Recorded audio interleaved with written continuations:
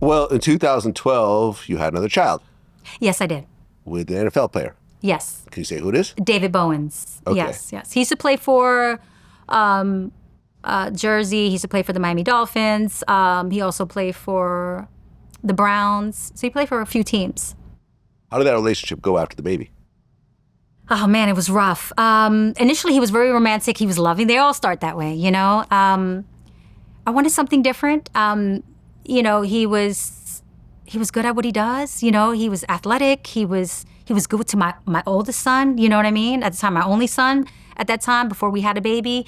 My son was playing football at the time, too, and he would go to his school and practices. My son was playing football and basketball and lacrosse. My son was so athletic. And it was good. It was a good role model, you know? He was just a calm nature. He was so amazing in the beginning.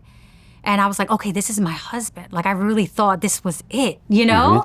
And I never got a breather. Like, I never had a relationship that I could breathe. And I felt like this was it. You know, he wasn't a party animal. I thought he didn't take drugs, you know what I mean? A lot of athletes pop a lot of pills for pain, for headaches, for concussions. A lot of them get addicted. But I didn't know that life yet.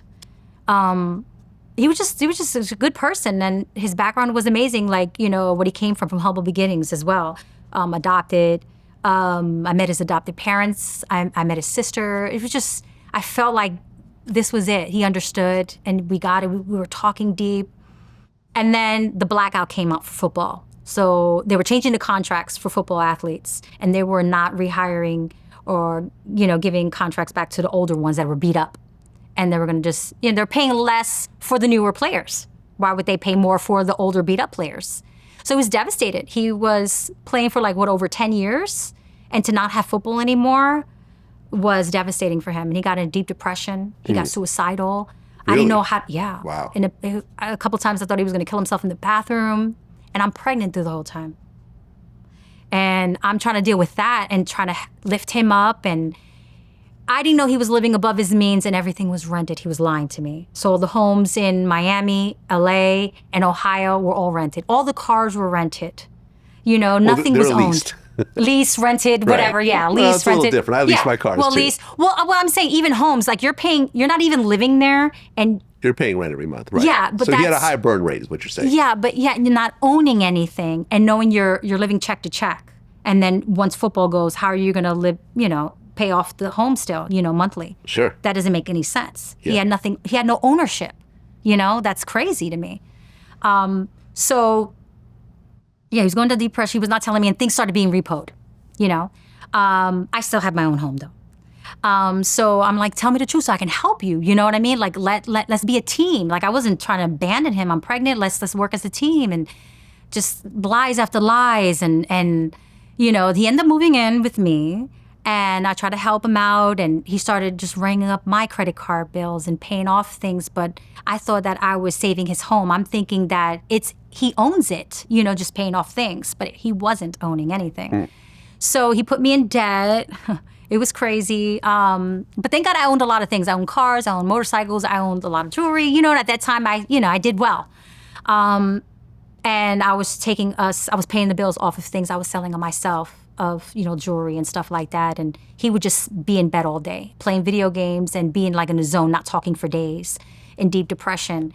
And I was like, you got to do something. We're about to have this baby. You know, you got to get motivated. And I didn't know how to motivate him. I started emailing, because once you leave football, a lot of the football industry kind of abandons you. You know, there was no more phone calls. There was no teammates reaching out to him. You know, his coaches, he just felt like he was a little kid, like abandoned by his mother, you know. It happens to a lot of athletes. Yeah. They go through a depressive time and then until they finally figure out what to do. Right. And sometimes that's never. That's never, exactly. So we wrote to one of his coaches, and they got him a job for assistant defense coach in Dallas, the Cowboys. So I was like, this is great, you know what I mean? A start. And I'm initially paying all the bills now, you know, with things that I already own and selling certain things, and it's keeping us afloat. So we have the baby already, and he's out there, and he's saying it's too much work. So you got to be there before the football athletes get there, you know, writing, you know, plays, looking over footage, you know what I mean? And basically, whatever the main coach tells you to do, you have to do. You know, you have to work your way up. And he didn't like it. He wanted to come home. And I told him no. But he wasn't sending no money home and no checks. So I called the bank and asked, I need information, where's this money going to? So they said, if you give me the right information, I'll tell you. So I had, all his information, his social, everything. He was strip clubs, other women. Like, you have a new baby. He didn't send me home $1.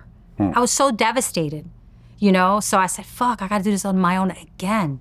I tried everything to keep that relationship working, but it was draining me. I just couldn't do it anymore. And he had a pickup truck, and I packed everything, even a toothbrush, and towed it out of my house and told him, don't come back. And I never saw him since, and my son was 5 months old. Really? Yep. And then he went ghost on the internet. Like, he's like ghost. Huh. Yeah. So now you have 2 kids with 2 fathers who are not involved. Yeah. But they're in the kids' 15 years lives. apart. I waited 15 Yeah. years to have the second one. Right. Yeah. And I'm taking care of my mother and my brothers and other family members as well at the time.